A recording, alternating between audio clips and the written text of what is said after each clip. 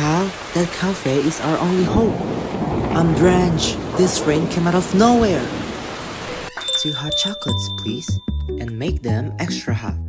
Coming right up. We finally made it. The rain was so sudden and heavy.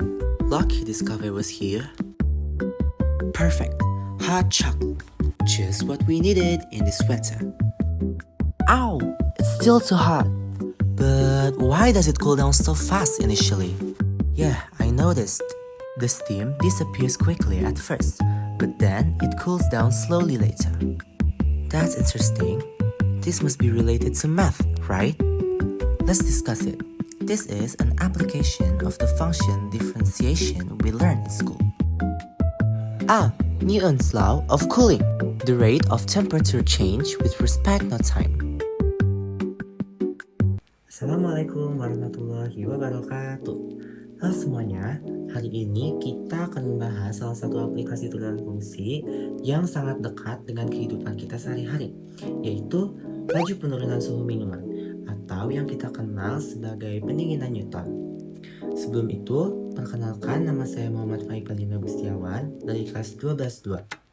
Video tugas ini dibuat untuk memenuhi penilaian sumatif akhir semester atau PSAS Matematika Tingkat Lanjut di bawah bimbingan Ibu Leli Nurlatifah MPD. Pernah gak sih kalian bertanya kayak kenapa minuman panas itu mendingin paling cepat di awal dan melambat seiring waktu?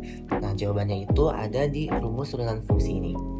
Dalam matematika, konsep laju perubahan itu selalu terkait dengan turunan. Nah, jadi kita akan mencari laju perubahan suhu T terhadap waktu. Kita sebut sebagai dt kapital per dt kecil.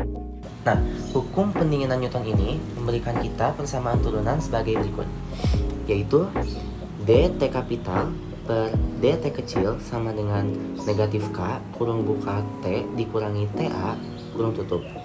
Oke, mari kita bedah setiap komponennya. dt kapital per dt kecil adalah laju penurunan suhu.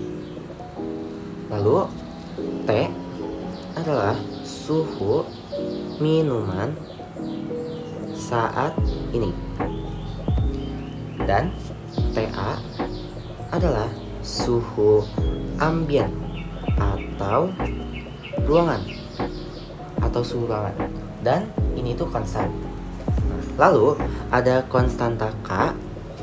Nah, tanda negatif di depan K ini penting karena menunjukkan bahwa suhu itu menurun seiring waktu.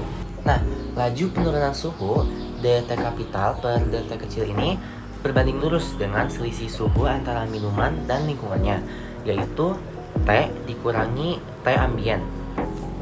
Yang ini ya. Oke, jadi semakin besar selisih ini, laju pendinginannya juga akan semakin cepat. Ini menjawab pertanyaan kita di awal. Sekarang, bagaimana kita menggunakan pengetahuan turunan ini dalam praktik nyata? Yang pertama, jika kita ingin minuman kita itu tetap panas lebih lama, tujuan kita adalah menurunkan nilai konstanta K dan menjaga selisih suhu itu tetap kecil. Nah, caranya gunakan isolasi kayak termos, terus tutup wadahnya untuk mencegah penguapan, dan hindari pengadukan karena itu bisa meningkatkan perpindahan panas.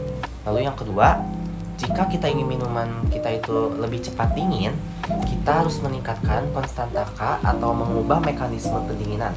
Kita bisa tuang ke wadah lebar agar area permukaannya itu meningkat, dan ini mempercepat perpindahan panas, artinya meningkatkan K. Kita juga bisa menambahkan es yang secara teknis itu mengubah mekanismenya karena ada perubahan fase es meleleh yang membuat pendinginan jauh lebih cepat, atau letakkan wadah di air es. Okay, Morgan, let's calculate the rate of our hot chocolate. Suppose our hot chocolate is served at 90 degrees Celsius. The room temperature here in the cafe is 20 degrees Celsius. We assume the cooling constant, K, is 0.15 per minute. I want to drink it when the temperature is exactly 50 degrees Celsius. So, our question is, what is the rate of temperature decrease when the coffee reaches 50 degrees Celsius? Oke, sekarang mari kita hitung laju penurunannya. Sesuai dengan yang tadi, berarti kita tulis diketahui suhu awal coklat panasnya itu berarti T0, kita tulis T0 adalah 90 derajat Celcius.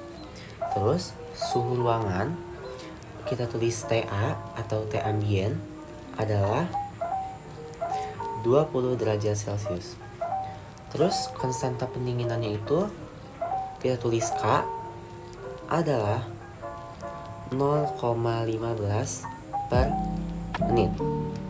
Nah, pertanyaannya itu kan berapa laju penurunan suhu coklat panas tepat saat suhu coklat panas sudah mencapai 50 derajat Celcius. Nah, berarti ditanyakannya itu kita cari dt kapital per dt kecil saat T-nya itu sama dengan 50 derajat Celcius. Oke, langkah pertama kita gunakan persamaan rumus yang tadi di awal, yaitu dt kapital per dt kecil sama dengan negatif K dikali selisih T dikurangi T ambient. Kita lanjut langkah kedua, yaitu kita substitusikan semua nilainya. Nah, T yang kita gunakan berarti 50 derajat Celcius. Ini ya. Oke, kita substitusikan dt kapital per dt kecil sama dengan negatif 0,15 kali dalam kurung 50 kurang 20.